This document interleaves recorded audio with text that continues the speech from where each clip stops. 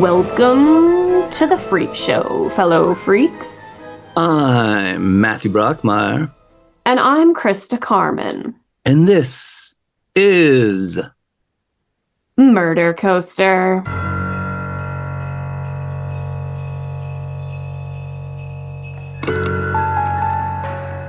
Happy holidays, ladies and gentlemen.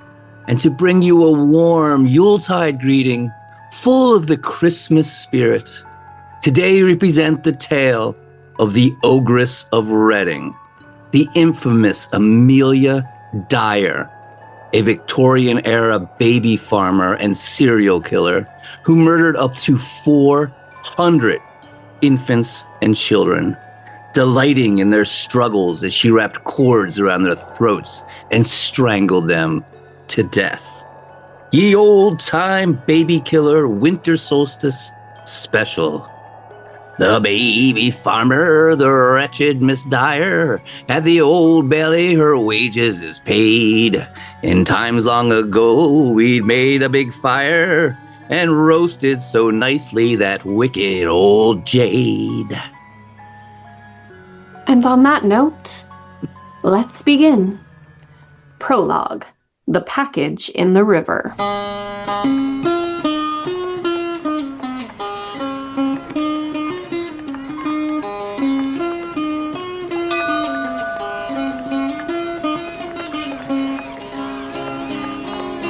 Let us take you back, dear listeners, to late Victorian England and the bitterly cold winter of 1896, to the Thames River at Caversham. Back when it was still a part of Oxfordshire, the port busy with steamboats and a steady traffic of barges, transporting coal, timber, and grains to London and beyond. And locally caught eels as well, as eel pie was the delicacy of the time. I see you're making a face. The eel pie doesn't sound good? Doesn't sound Christmassy to you? So I don't eat meat. I do eat seafood. But eel is one of the few things I don't eat seafood-wise. It's so... bleh. You never get unagi at the sushi place? No, I don't like it. I don't... You want to know what I think it is? Not to get really off on a tangent. I used to like it. And then if you have one bad eel experience at a sushi restaurant, that's the end of it. So I think that's what happened. I can't go back. It's what's done is done. At any rate...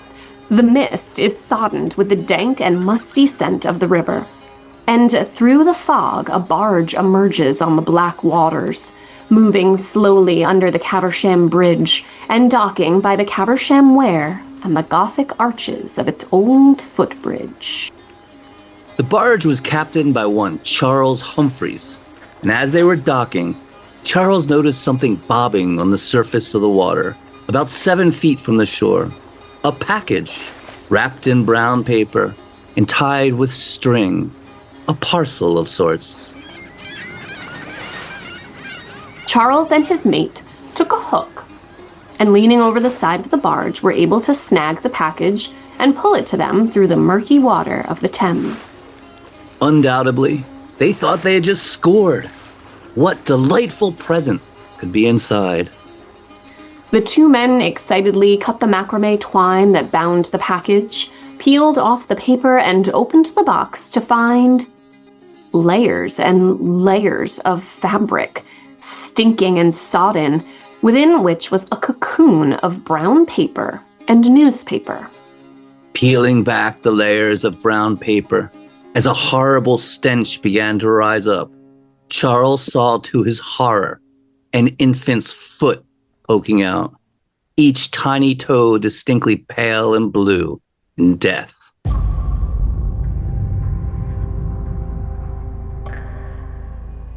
Reeling in dread and shock, Charles shut the box back up, scrambled off the barge and onto a footpath, and ran to the police station.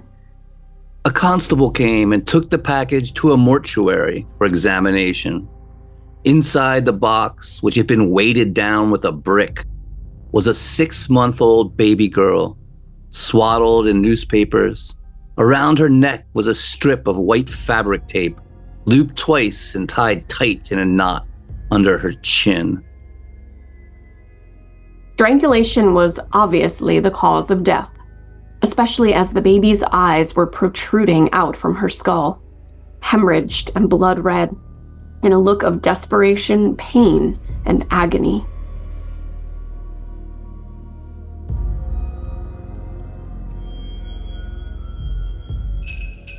Happy holidays, everyone!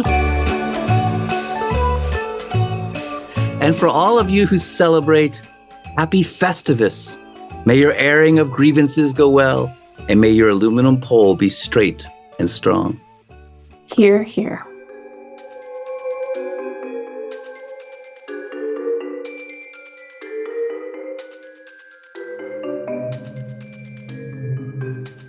Investigators pored over the box, examining every detail, going through the water-soaked layers and layers of paper. One detective, Constable Anderson, deciphering faint writing on a sheet of brown paper. A faint railway stamp reading 24-10-95 Bristol Temple Meads, and written below in a very faint, small script was an address. Mrs. Thomas of 26 Piggott's Road, Caversham. They went to the Reading Railway to see if the clerk remembered writing on the package, and he did, saying it passed through there in October from Bristol, and the recipient's real name was Dyer, and she now lived at 45 Kensington Road. This led them to one Amelia Dyer, who was no stranger to the police. Amelia was a large, stern-faced woman. She was described as, quote, powerfully built and of good height. She was a nurse and widow who'd been in and out of mental institutions her whole life, arrested for illegally fostering children, suspected of murdering some, and living under aliases and constantly moving from place to place throughout the United Kingdom to stay one step ahead of suspicion and the law. A sort of Victorian-era outlaw. Amelia was a part of what were called baby farms, networks of women who would care for unwanted babies, which there were many of in Victorian England. Most of the babies came from unmarried women, others from illicit affairs, all of which was quite scandalous if made public and had to be kept secret. There were no contraceptives at the time. Abortion was illegal and extremely risky. And the real kicker, this is so fucked up, man. Listen to this. There was a law passed called the Poor Law Amendment Act of 1834, saying fathers had no obligation whatsoever, financial or otherwise, for children they may sire, putting all of the burden of raising and caring for a baby solely on the mother. How fucked up is that? I mean, it's really fucked up, but I also think there are a lot of men in the world that still think it's 1834. Just saying.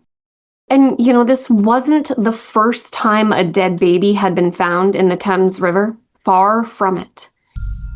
The Thames and Kennet rivers were dredged, as well as the tributaries leading to them. And when they dredged the rivers and tributaries, they found more and more dead babies. One in a burlap sack, two crammed together into a carpet bag with a brick to weigh them down, another by the footbridge of the Caversham Wear, wrapped with a brick in linen, the tiny body so decomposed that the head broke off and floated off out of reach, and then into the crashing waves of the Wear. All of these dead babies had identical pieces of white fabric tape wrapped tight around the necks. Wishing you the warmest of holiday greetings, Amelia eventually confessed to murdering the babies, saying she enjoyed it, that she put the string around their neck just tight enough that they could struggle for life, so that their death wasn't quick, but long and labored and torturous and horrible. Amelia would later say about killing the infants, I used to like to watch them with the tape around their neck, but it was soon all over for them. Eventually, Amelia Dyer would be linked to the murder of up to 400 babies, making her one of Europe's most prolific serial killers. It was her job, killing infants. A job she liked, a sadist of the worst sort, who enjoyed the struggle and pain of the most innocent. The press and public, who were obsessed with true crime, went wild over the story, and the Berkshire Chronicle of April 18th, 1896 read, "There can be little doubt that the police have unearthed a case which will prove the most remarkable in the annals of crime for many years past." Chapter 1, Little Amelia.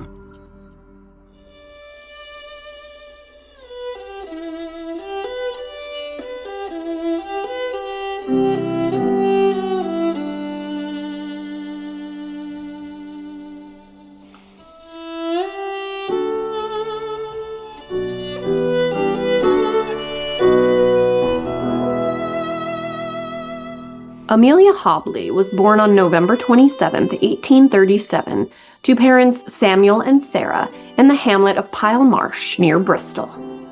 She was named after her paternal grandmother and was baptized New Year's Eve at St. George's Church in Clifton. She was the baby of the family and had 5 older siblings, the oldest 12, the youngest, Sarah Ann, just 2. Amelia's father, Samuel, was a master shoemaker, and the family was seen as being very respectable in their middle-class neighborhood, shoemakers earning nearly double what a factory worker or laborer would make. As such, they were able to send all of their children to school. At that time, schools were privately funded and required a tuition. It wouldn't be until the Education Act of 1870 that free education was provided to children. When Amelia was just 4 years old, tragedy fell on the family when Sarah Ann, only 6, died of a brain inflammation.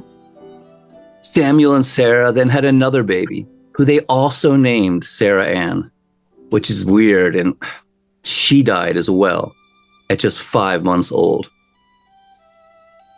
At that time period, the infant mortality rate was 50% in some parts of England. 50%. That's fucking crazy. 1 out of every 2 babies in certain areas would be dying. I can't imagine it. Ugh. And then in October 1848, when Amelia was just 11, her mother died as well, of meningitis. Eventually, all of Amelia's older siblings got very respectable jobs. The eldest, Thomas, becoming a shoemaker like his father, and becoming a housekeeper for a well-to-do family. One brother, a ship's carpenter, another, a cabinet maker.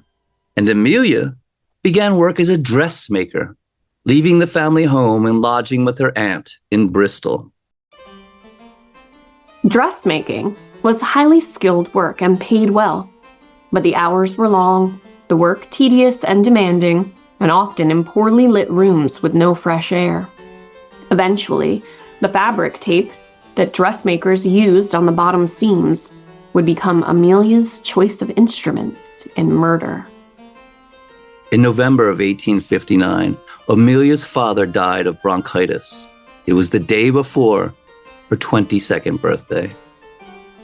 Amelia, a large, dour, and mean-faced woman, or as she describes herself, homely, was headed for spinsterhood at 23, but then met the acquaintance of an older, lonely widow, one George Thomas, a master carver and gilder, who at 56 was twice her age.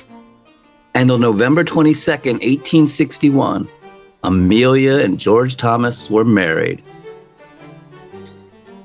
They both lied about their ages, he saying he was 48, she saying she was 30. And they may have had a daughter named Ellen in 1864, though some historians wonder if this was their natural child or if they adopted it, as there are no records to authenticate the birth. They lived at their home in Horfield, Bristol, but apparently George didn't make enough money to support them, and Amelia worked as a nurse at Bristol Royal Infirmary. Married women who worked were looked down on at the time, so it seems to indicate that they were in some financial need.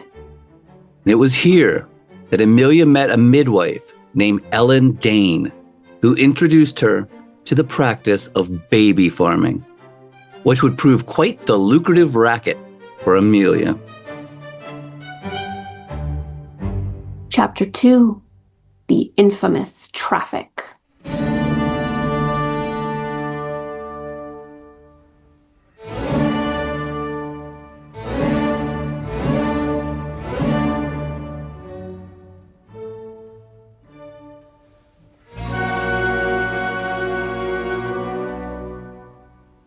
At that time, midwives received no formal training or certification, and the practice was completely unregulated.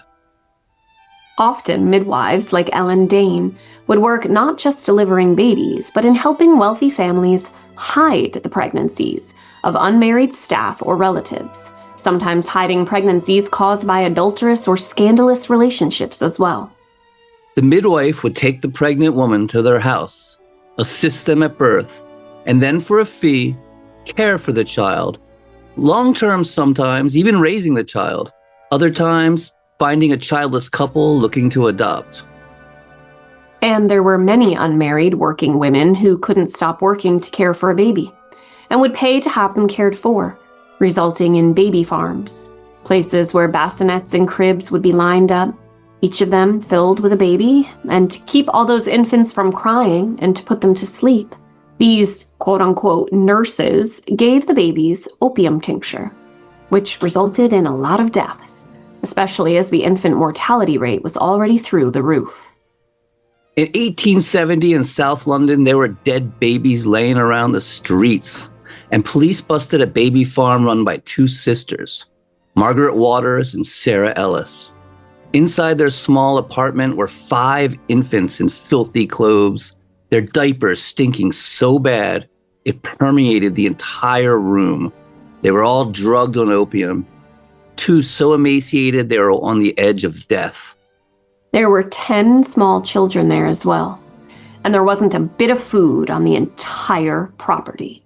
The identities of these children couldn't be ascertained, so they were all sent off to work farms and given numbers as names. It was just a fucking brutal time.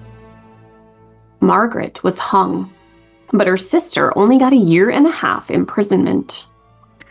And these midwives and baby farmers were a network who all knew each other, often trading off kids, clothing, and servants, always on the move, finding new places to store babies, all while trying to put on a presentable front.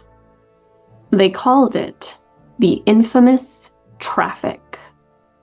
And as we mentioned earlier, the 1834 Poor Law Amendment Act absolved fathers of any responsibility for children born outside wedlock, leaving the burden solely on the mothers.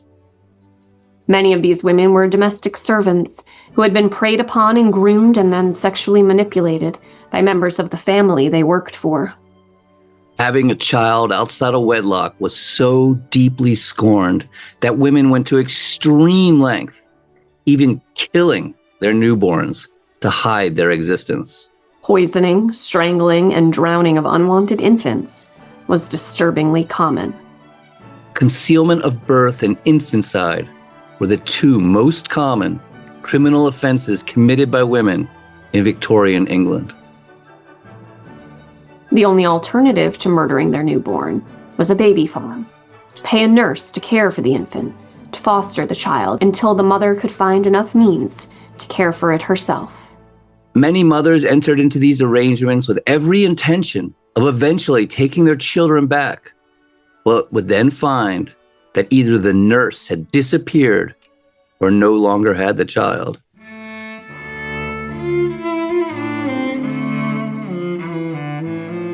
The children would go into a network of baby farms, women with cradles and space, each taking their cut along the way, all of it secretive, a constantly moving web of midwives, not unlike covens of witches, passing the babies along from one to the other until they eventually found the lowest denominator and were murdered. While there were legitimate caregivers and nurses that would mother the children, most baby farmers were ruthless and only in it for the money. as the 1868 Slafford Weekly News described them, quote, women of dissolute habits and without shame. And there was no protection from the law for either the children or the parent. Baby farmers often sought infants 2 months old or younger, knowing the high chance of death they faced, giving them opium tincture to quiet them and suppress their appetites. Opium tincture, or laudanum, was everywhere in Victorian England, providing pain relief, combating depression, or low spirits, as they called it. You could buy it by the spoonful or the gallon. It was also used as a sleep aid for children, the most popular brand being Godfrey's Cordial, which also called itself Mother's Friend and The Quietness. Infants who received regular doses of Godfrey's Cordial often died of malnutrition, just withered up and died, which was just seen as a general debility, what they called marasmus, or wasting away. In 1864, the Registrar General reported 2,300 children under the age of 1 died. And that's just the deaths of registered babies, and doesn't count all the ones tossed in the river, left in alleys, and buried in forlorn and forgotten pits. The situation became so bad that in 1872, they passed the Infant Life Protection Act, which required any person taking in more than one child under the age of a year to be registered with the police. Chapter 3. Amelia Beguiling.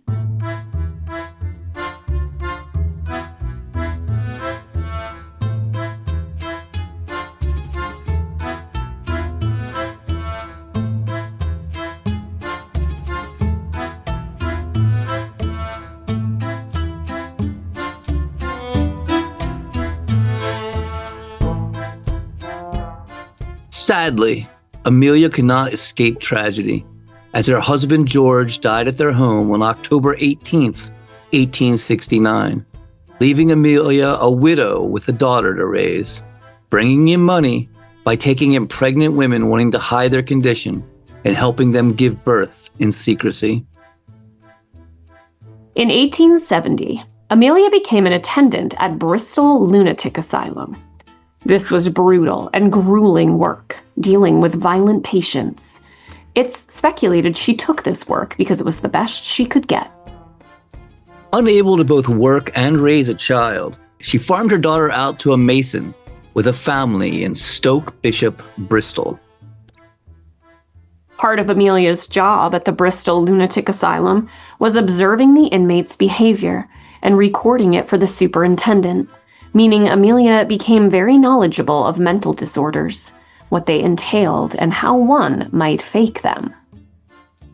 But the job proved too demanding, and the struggling widow began work as a child nurse and foster mother, temporarily taking in infants for mothers who couldn't care for them. But that too was overwhelming work. She needed a partner. Then Amelia met 27-year-old illiterate laborer William Dyer, and the two apparently really hit it off and tied the knot, getting married on the winter solstice, December 21st, 1872, William giving Amelia the name that would go down in history as a sadistic baby-killing psychopath, Dyer. Amelia and William bounced around Bristol, living in Totterdown, Fish Ponds, Horfield, and Eastville, and had 2 children, Mary Ann in 1873 and William Samuel in 1876. Amelia had been offering her services as a child nurse for years, bringing in infants and watching over them. But now she stepped it up a notch. She started advertising in the papers under a variety of aliases: Stanfield, Harding, Thomas, Weymouth, Thornley, and Wathan, presenting herself as a wealthy married woman living in a country home who'd been unable to have children of her own and wished to foster a child. And the mothers were expected to pay up front, usually around £10, which would be around $1,000 today, but sometimes having to pay a great deal more. Whatever Amelia thought she could squeeze out of them.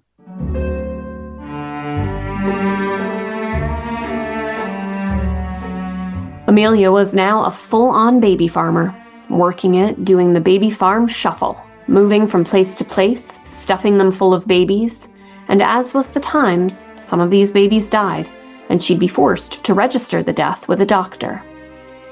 Registering the deaths of 2 babies, one 6 weeks, the other 8 months, both of whom died from diarrhea, the doctor became suspicious and alerted the coroner, who started an investigation into Amelia, which led to an inquest.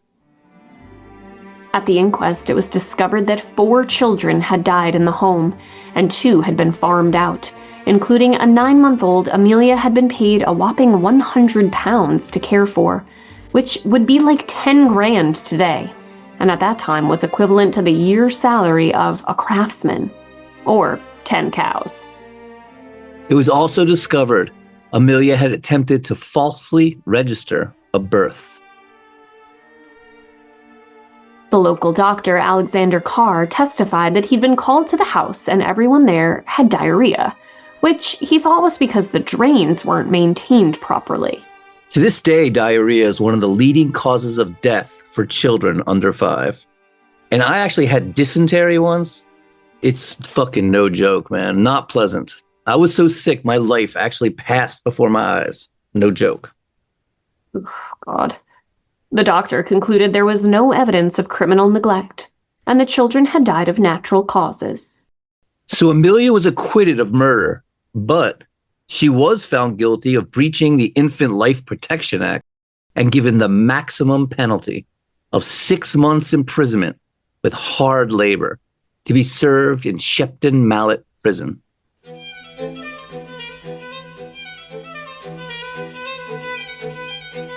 Sometimes referred to as Cornhill or the Little House of Horror, the Shepton Mallet Prison was built in 1625, a bleak stone fortress of unimaginable cruelty, which saw thousands of executions during the time of the Bloody Code, which gave the death penalty for infractions as small as petty theft. Amelia was put in the Sea Wing, which was built in 1848 to house female prisoners and their children. For men, hard labor meant powering the treadwheel with foot pedals that powered a nearby mill. For women, labor often involved picking oakum, teasing apart rough fibers from ship ropes, which shredded the skin of the fingers and caused horrible infections in the hands. It was undoubtedly no fun, that's for sure. Chapter 4. I shall be released.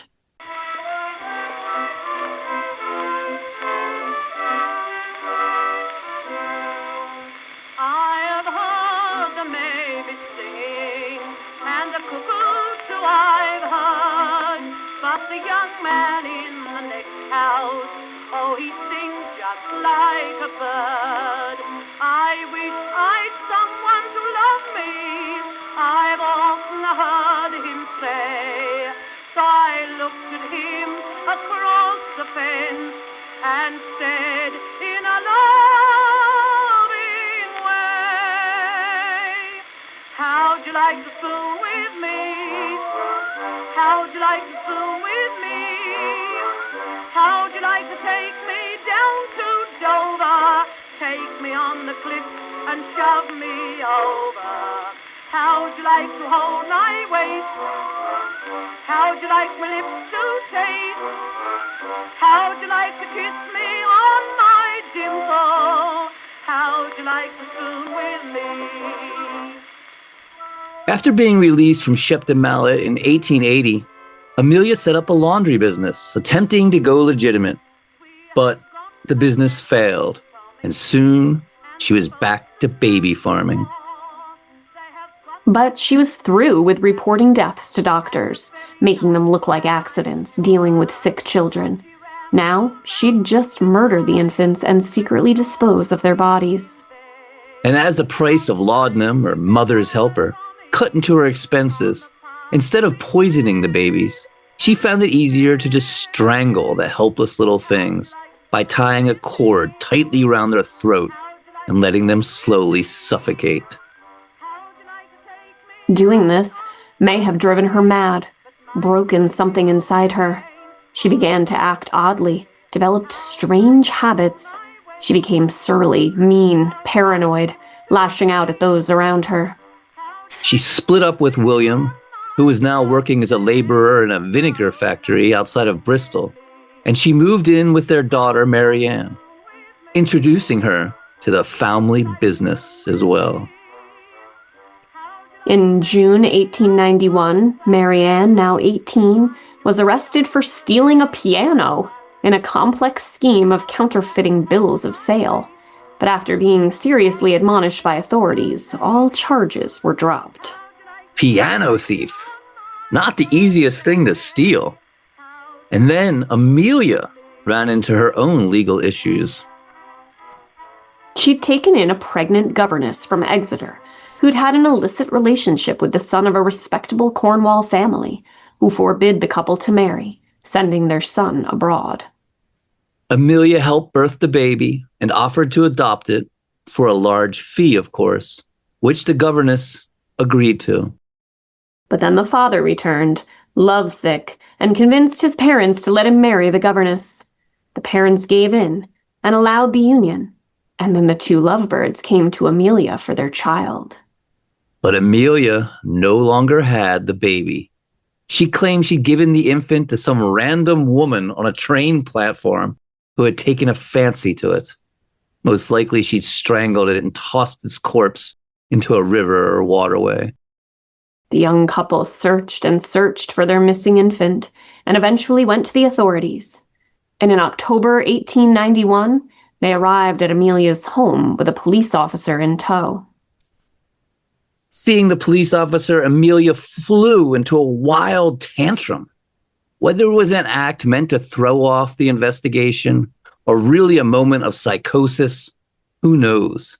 But she grabbed a knife and attempted to slit her own throat. But the cuts were superficial at most and described as mere scratches. But it did the trick. She was certified insane and committed to Gloucester County Asylum on the 13th of November. And she was released just a few months later, deemed recovered.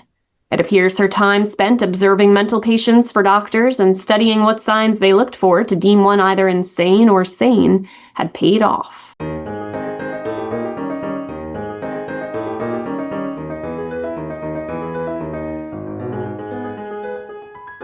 But even after her release, Amelia was behaving oddly, sometimes violently. Amelia began accusing her daughter Mary Ann of plotting to kill her, then told her that she was going to have to kill her to stop her. So Mary Ann called a doctor who came to the home on Christmas Eve to examine her. Ah, Christmas Eve in merry old England. A fire in the hearth, a flurry of snow falling outside, a goose cooking in the oven. When the doctor arrived to examine Amelia, she took a fireplace poker and attacked him, saying she was going to bash his head in and crush his skull. Merry Christmas. We sincerely hope you're enjoying our holiday special. Amelia was then sent to the Somerset County Asylum in Wells, where she stayed for 2 years. She was released in January 1894, and in April she attempted to drown herself by jumping into a brook in Ashton Park and sent to Bristol Genera Hospital, where she refused to eat and told the doctor she was haunted by something awful she'd done. Chapter 5. The Professor and Mary Ann.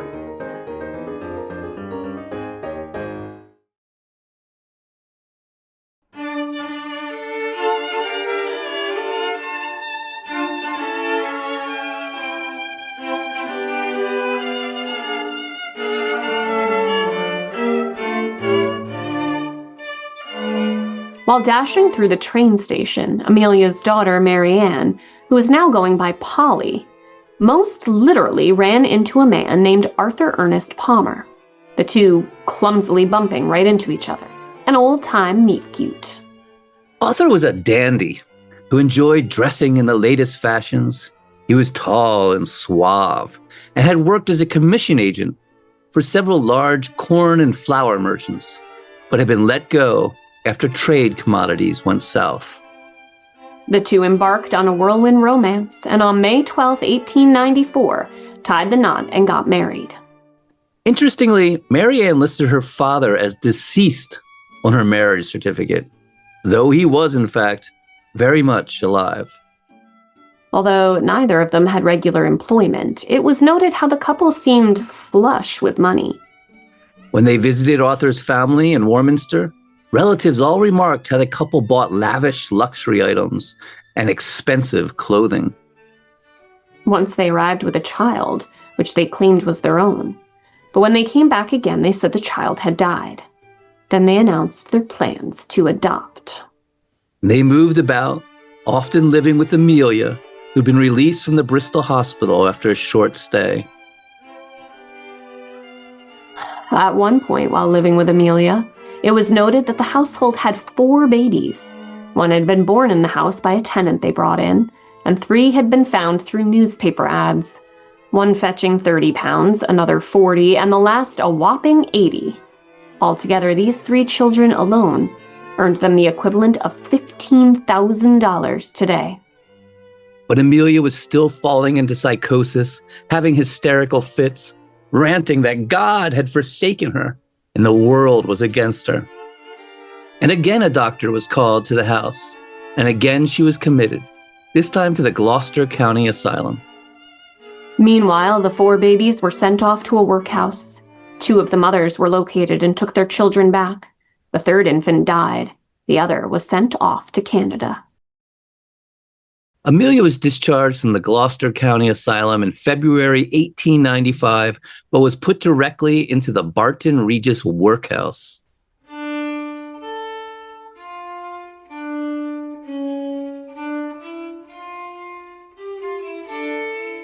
It was here she met Jane Smith, an elderly woman, 74, she convinced to live with her and help with her baby farming business.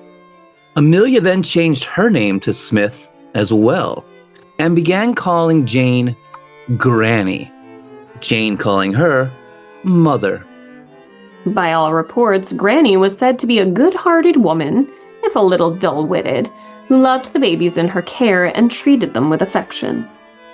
But I don't know, I don't have any proof or anything, but I don't trust this Granny. How could she not know what was going on?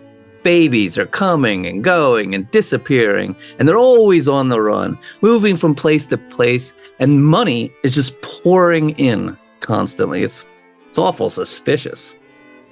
Ooh, yeah. Agreed. At one point, Amelia, now calling herself Annie, arrived with a 2-year-old boy named Bertie Palmer. One day, she took the toddler for a walk in Eastville Park, and came back without him.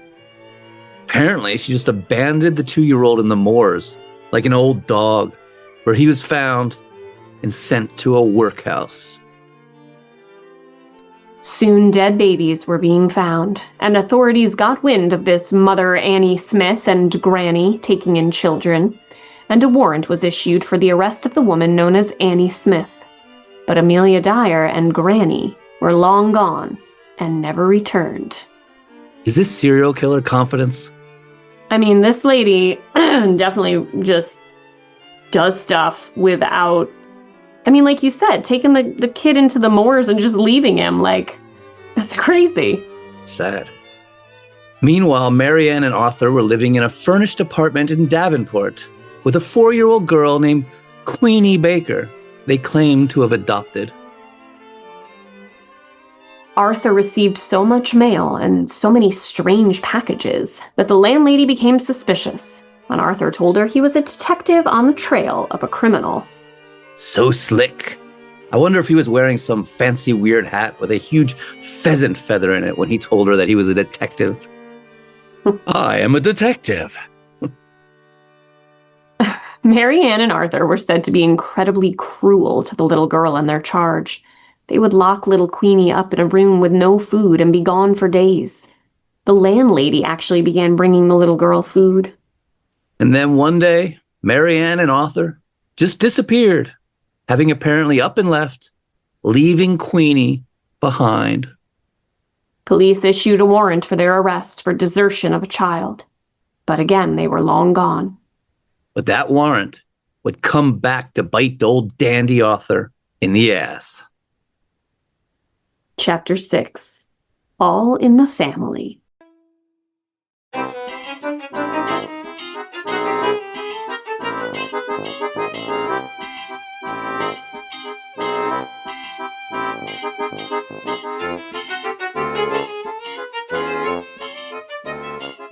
Now the entire family, Amelia, Granny, Marianne, and Arthur, all hooked up in Cardiff, quickly adopting 3 babies, one who basically instantly died of diarrhea and convulsions. Then they were off to Caversham, Oxfordshire, where dead babies would soon be found.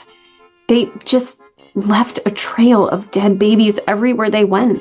Between the towns of Battersea and Wapping, 40 dead babies would be discovered that year. They moved often. Their only furniture, 3 chairs and a mattress. Babies coming and going. It's reported that Amelia would take in up to 6 babies in a single day. Like insane. I know, there's too many babies. It's like nuts. It's just mind-boggling. She'd also amassed a considerable sum of cash, all safely tucked away in a bank. Why was she taking so many risks, bringing in so many babies and leaving such a trail? Was she going to retire at some point and put this life behind her? Or did she just like it? Did she just enjoy murdering helpless infants, something she'd later admit to? Did she love it so much that she just couldn't stop? Was it like a drug? Watching an infant struggle and gasp for air, their face growing redder and redder until their eyes bulged from their sockets, veins hemorrhaging, tiny tongue protruding like a black swollen worm from their little mouths.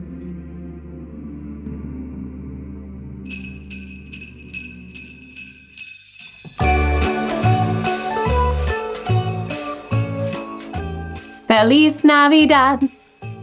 Feliz Navidad. We want to wish you a Merry Christmas from the bottom of our cold black hearts.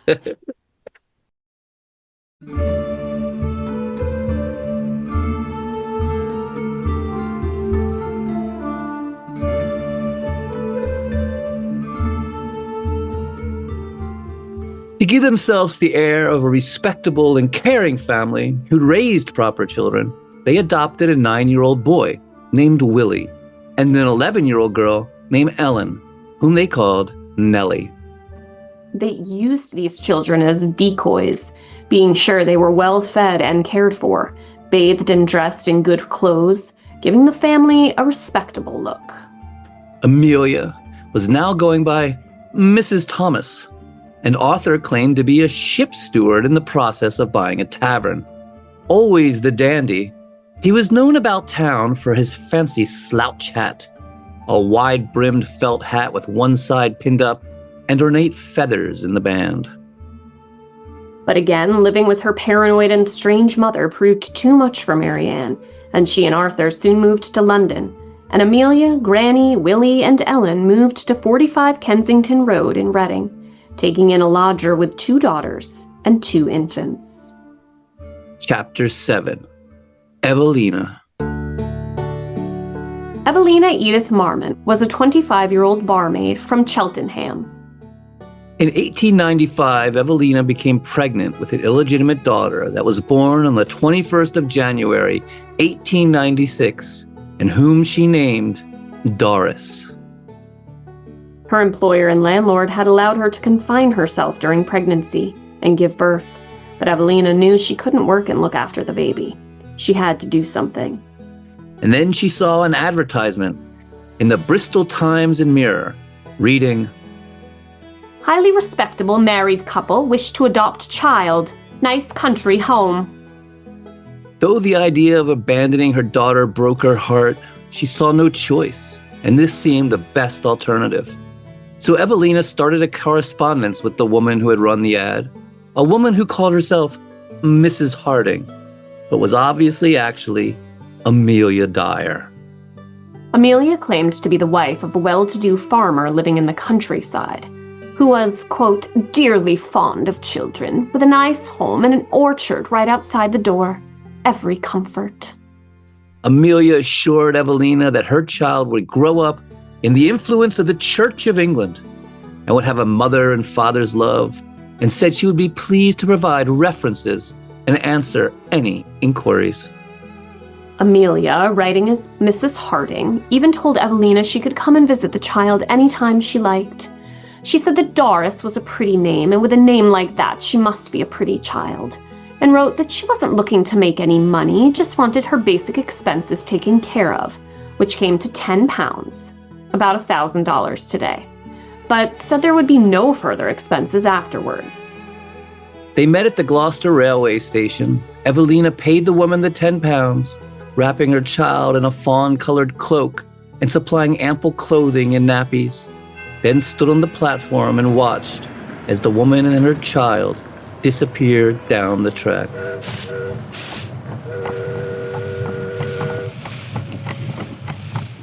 She'd never see her daughter alive again. Evelina wrote to the woman asking about her baby Doris, asking the woman to kiss her for her. But at that point, Doris was dead, strangled to death and jammed into a carpet bag with the corpse of another infant, as well as a brick to weigh them down, and dropped off the old Clapper footbridge and into the Caversham Wear. Meanwhile, dead babies were literally bubbling to the surface of the Thames River, including one in a box wrapped in newspaper and brown paper. Brown paper that contained, when examined by investigators, in tiny writing, barely legible, an address, leading them to one Amelia Dyer. Chapter 8. Busted down on Kensington Road.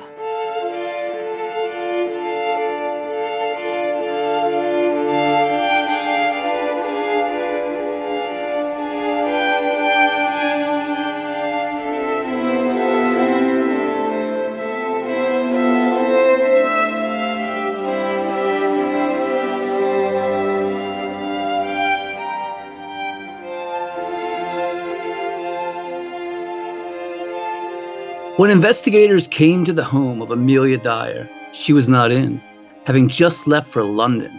So they began interviewing neighbors. And here we see some very good police work. One neighbor said that Amelia had asked for some string before she left, and she'd given some to her. Upon examination, this string would be a perfect match to the string used to tie the parcel found floating in the river. Police waited patiently for Amelia to return from London, and when she did so, they sent a woman to her house as a decoy, asking about fostering a child.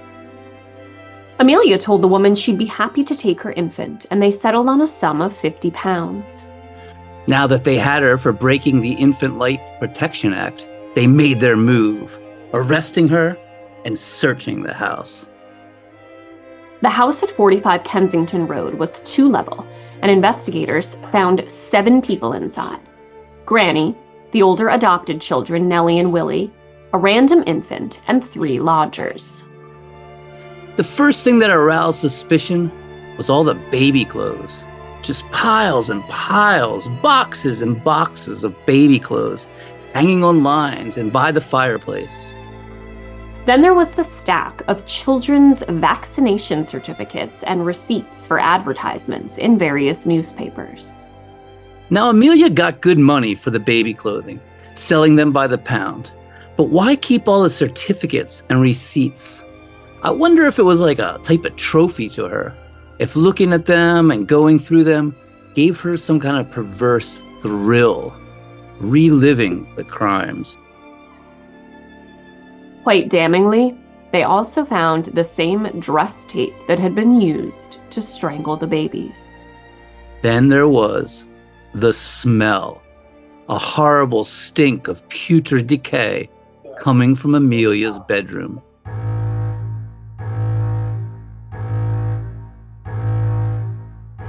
The lodgers told investigators they'd been complaining of the horrible stench, but Amelia would just deny there was any smell at all and say they were imagining it. Amelia herself said it was just musty clothing. And again, I think of Granny, missing babies, the overwhelming stench of death in the house. That didn't ring any alarm bells, really? Right, like how many babies were already just gone at this point, unless this biatch had dementia or something. I mean, come on. Inside Amelia's bedroom, investigators discovered the source of the smell. A large, locked tin box. When they opened it, it was empty.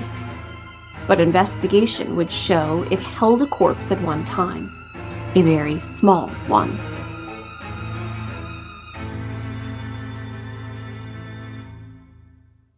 Granny cooperated with investigators and basically threw Amelia right under the bus, saying that while she herself loved the babies, just adored all the children that came and went and gave them all the affection and care they could ever need, that Amelia was quite cruel to them, often shaking them when they cried in a, quote, shocking manner. Granny stated that Amelia treated her two cats with more love than she showed for humans, feeding the felines nice food and choice cuts of meat, while everyone else in the house received bread and drippings every day but Sunday, when they were given stewed pig's liver. That sounds good. That's what I want for Christmas. Combing Vomit. through the... Huh? Sorry, I said vomit.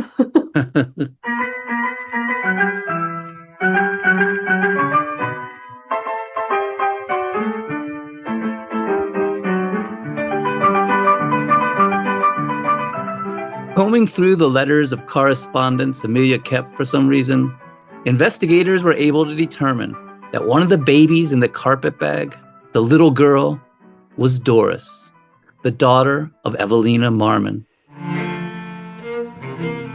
Evelina was brought down to Reading and went to the mortuary to identify the body of her infant daughter, going hysterical at the sight of the corpse and crying out, "She was in perfect health when I sent her away!" The other baby in the carpet bag was eventually identified as well as one Harry Simmons. When confronted with all the evidence against her and asked what happened, Amelia simply replied, "I do not know anything about it. It's all a mystery to me." Chapter 9, Inquest and Trial.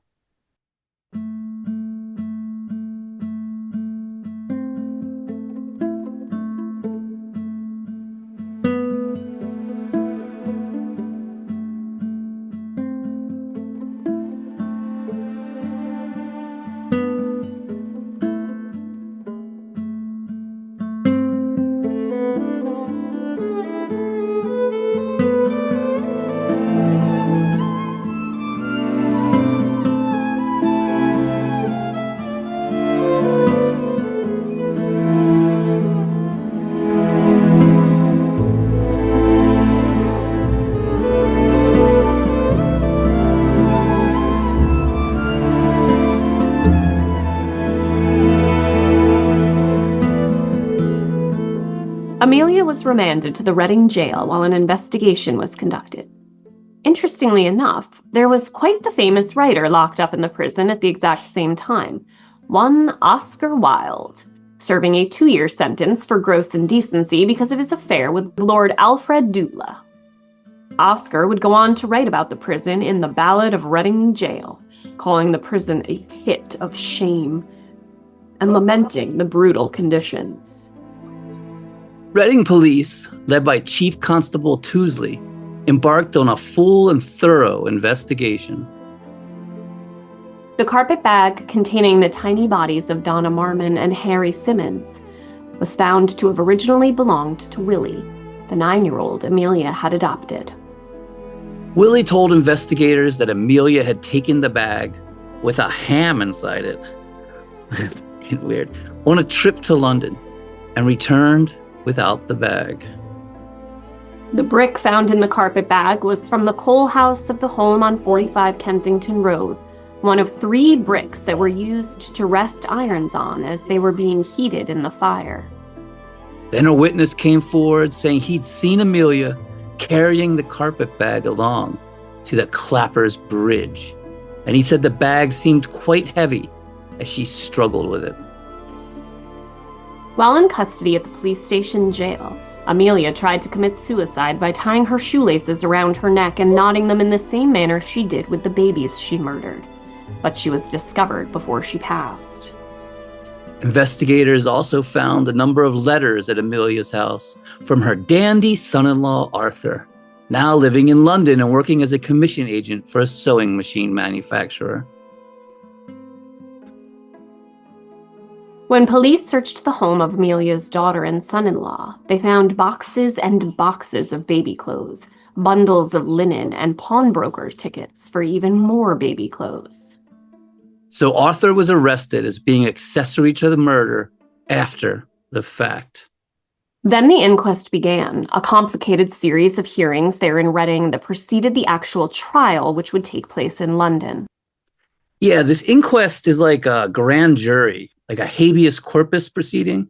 Habeas corpus roughly meaning show me the corpse, or prove there's enough evidence to take this matter all the way to trial.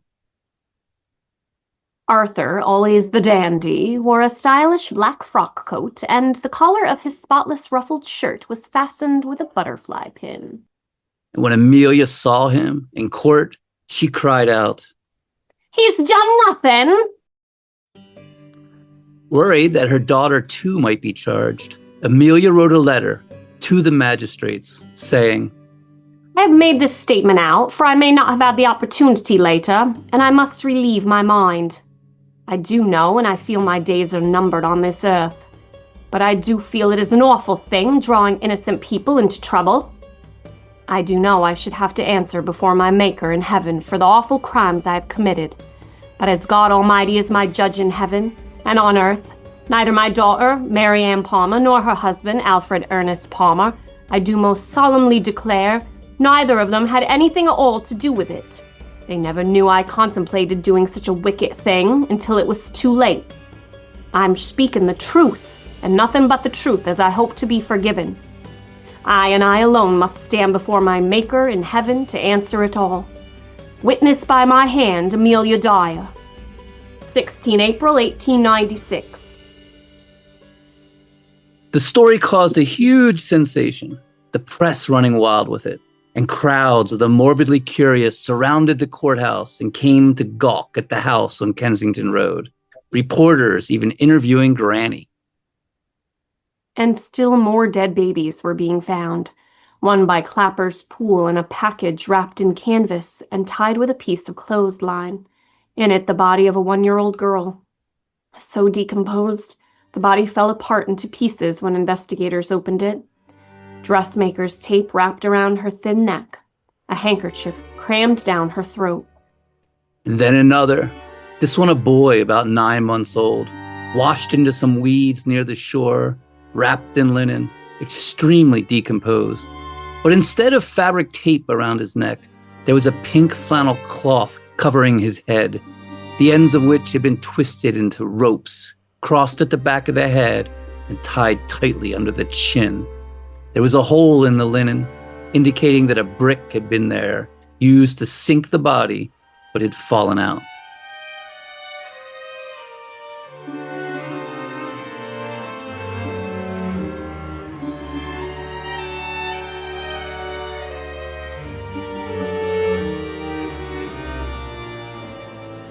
It took the jury of the inquest only a few minutes to deliver a verdict of willful murder. And because of the evidence presented, despite Amelia's statement that she was innocent, her daughter Mary Ann was also charged with being an accessory after the fact and arrested. Amelia was taken out of the courthouse, a mob hooting and yelling, hissing and jeering at her.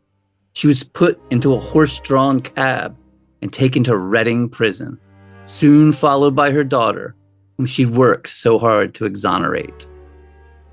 On May 2nd, 1896, the final inquest hearing took place. Arthur Palmer, in a tall hat and frock coat, was told there was insufficient evidence to proceed with the charge of accessory after the fact, and he was released. But he'd barely made it out of the courtroom when he was arrested again for the abandonment of Queenie Baker all those years ago when he and Marianne had been living in Davenport. He pled guilty and was sentenced to 3 months hard labor.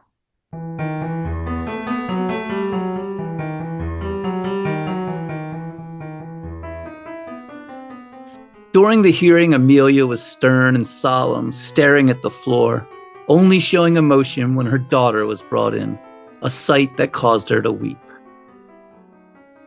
Amelia and Marianne were then formally charged with the willful murder of babies Doris Marmon and Harry Simmons, and brought to London for a trial. Again, Amelia was escorted through a hissing crowd, this time violent, a cordon of police having to hold them back from attacking her. On the 22nd of May, 1896, Amelia appeared at the Old Bailey in London, the Central Criminal Court of England, which dates back to before 1585. Amelia pleaded guilty to one murder, that of Doris Marmon, pleading insanity and pointing out her numerous stays in mental institutions. So she pled guilty to the one baby, but not the other. But if she didn't do it, how did those 2 dead babies end up together in a carpet bag on the bottom of the Thames River? 5 doctors examined her, 4 saying she was sane, only 1 saying she was insane. And it only took the jury 4.5 minutes to find her guilty and condemn her to death, sentencing her to be hanged at Newgate Prison. Interestingly, she was subpoenaed to appear as a witness in her daughter's murder trial, set for a week after her execution date. So there was talk of delaying her execution so she could testify. However, it was then ruled that Dyer was already legally dead once sentenced, and that therefore her evidence would be inadmissible. That's some crazy legal mumbo-jumbo. She'd be legally dead already, so she can't testify. That's nuts. That makes no sense. But the night before her execution, Amelia was given the news that all charges against Marianne had been dropped and she was released. The hangman, who's a famous executioner named James Billington, he came into her cell and measured her and weighed her to ascertain how long to make the rope. Too short, you'll choke to death. Very painful. Too long, and it'll pop your head right off and decapitate you. Make a mess of everything with blood everywhere. So at 15 stone, or 210 pounds, he decided a length of 5 feet should be perfect to hang Amelia Dyer. And early the next morning, Wednesday, June 10th, 1896, Amelia Dyer was marched out of her cell and read the official notice of execution by the governor of Holloway. When the chapel bells rang 9 a.m., 2 warders escorted Amelia to the scaffold, supporting her and pulling her along. The governor asked her if she had any final words, and she said, "Now, sir, I have nothing to say. Thank you for your kindness." A black hood was placed over her head, the noose draped over her neck and tightened. Then the hangman drew the bolt. The floor fell out from beneath her, and she fell to her death, 5 feet, her neck cracking perfectly, killing her instantly. Unlike the death of her infant victims, who struggled to breathe and agonized for long minutes with no mercy.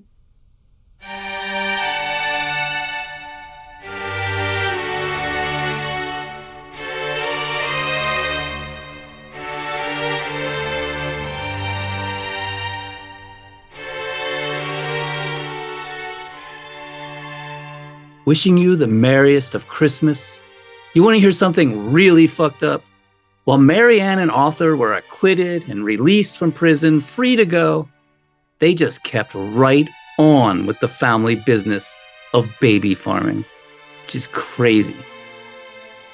They put an advertisement in the paper and received a 3-week-old baby girl from a woman in Davenport who paid them £12 to take the child. Then they wrapped the tiny infant in brown paper and shoved her under the seat of a railway carriage and walked off, completely abandoning her. But, ready for it? Christmas miracle! Yay! The baby was found and lived. It was weak and cold, dehydrated, but was tough and managed to stay alive. A tiny beacon of light in this bleak, bleak story. And that baby would grow up to be Aleister Crowley. No, not sure. I'm just kidding. I just made that shit up. Arthur and Mary Ann were sentenced to 2 years hard labor and afterwards disappeared from all records. Interestingly, there are some that claim that Amelia Dyer was also none other than Jack the Ripper. She was in close proximity to London all the time, in and out of London, and after her execution, the murders stopped. Was Amelia Dyer Jack the Ripper? I seriously doubt it. But fuck, if you have proof, I'll check it out. 6 years after her death, a man living in one of Amelia's former residences was digging in the garden when he came upon the skeletal remains of 5 more dead children. And it's believed she could have babies buried all over England and be responsible for as many as 400 murders. And baby farming itself just kept on going on and on, dead babies turning up all over. In 1870, a 21-month-old girl was found floating in the Thames at Battersea, which led to the hanging of one Ada Chard Williams. Then a pair of women were found to be killing infants with chlorodyne and tossing the body into the Thames. How many dead babies have been dumped in that damn river? It's got to be like in 1,000 at this point.